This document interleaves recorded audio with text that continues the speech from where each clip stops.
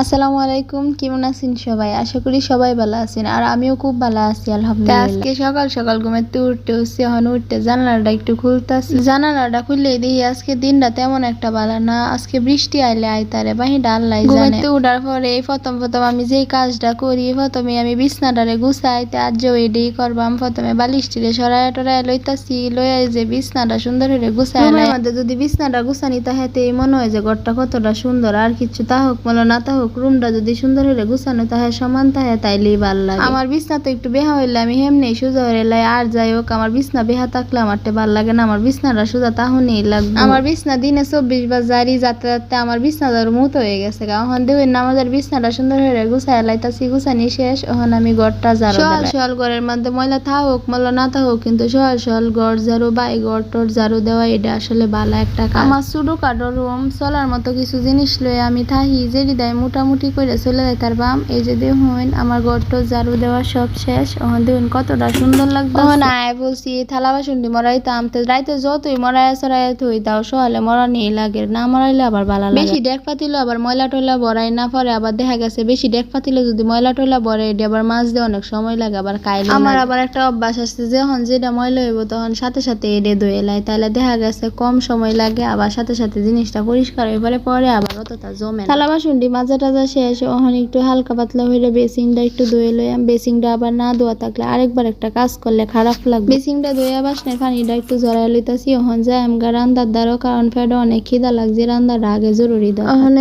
কুকারও বাটি বয়া দেন, কুকারও বাটি বয়া দেন কি রান্নাম ভাবতাছি। পরে কই গর আজকে তেমন কিছু নাই, আলু ভর্তাই করে লাই। তেন ভাতের সাথে আলু দিলাইছি, দুইটা একসাথে করবো। পরে আয় বসি মরিচটি ভাজলাম, মরিচটি ভাজেন একটু লবণ দিয়ে একটু হালকা পেঁয়াজ ভাজে দিয়ে দিছি। আলু ভর্তা যা যা লাগে আপনারা তো সবাই জানো।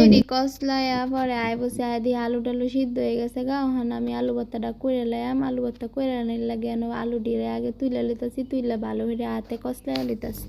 কসলাইয়া দেলাইছি এনে একটু সরিষার তেল না দিলে আবার ভালো লাগে না। এই যে দেখুন আমার ভর্তাটা কত সুন্দর হয়েছে। এদিক দিয়ে ভাতও হয়ে গেছে গা। এখন দেখুন আমার যতদিনে আলু ভর্তা করি ততদিনে আমার একটা জিনিসই খুব মন চাই, হয়েছে পানি ভাত দিয়ে আলু ভর্তা খাওয়া আমার খুব ভালো লাগে। তারপরে আমি গরম ভাতে হালকা পানি দিয়ে ভিজায় রাখছি, রাইখে আমি একটু চা দোয়াইছি। আমি প্রায় সময় চা দোয়াই সকাল সকাল আইলে আমার কাছে খুব ভালো। সকালের যে ঠান্ডা বাতাসটা এটা খুবই ভালো লাগে। পরে আজকে ভাত লয়ে আইফুসি চা দোকই, আজকে চা দেবো এই নাস্তাটা করবাম। লয়ে আইফুসি এই যে পান্তা ভাত, কাঁচা মরিচ পেঁয়াজ সবকিছু লয়ে চা দোয়া। এখন ভালো হয়ে এই হাঙ্কিটা দই লইতাছি। এটা মূলত দই খাইছিলাম, এই দইয়ের হাঁকি, কিন্তু এটার মধ্যে ভাত খাইলে অনেক ভালো লাগে। মাঝে মাঝে কিন্তু সাধারণ খাওন কিন্তু অনেক অসাধারণ লাগে। এই যে দেখুন আজকে পানি ভাত আর আলু ভর্তা দেখায় আমি মনে হইতাছে কত শান্তি লাগতাছে।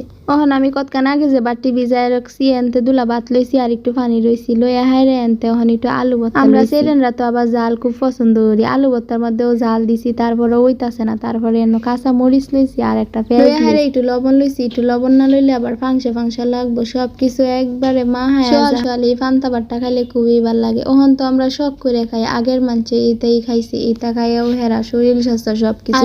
আমরা ফার্মের মুরগি খাইতে খাইতে আমরা শরীর বানায় আছি রোগা। যেটাই হোক মাঝে মাঝে এটা খাওয়ানো খান লাগে। আমার ভিডিওটা যদি একটু ভালো লাগে তাইলে আমার চ্যানেলটা একটু সাবস্ক্রাইব করে দিবেন, সবার কাছে অনুরোধ। আর আমার লাগে সবাই দহরবেন, আমি অন্যেরা লাগে দহরবাম। সবাই ভালো থাকুন যে, সুস্থ থাকুন যে। আল্লাহ হাফেজ।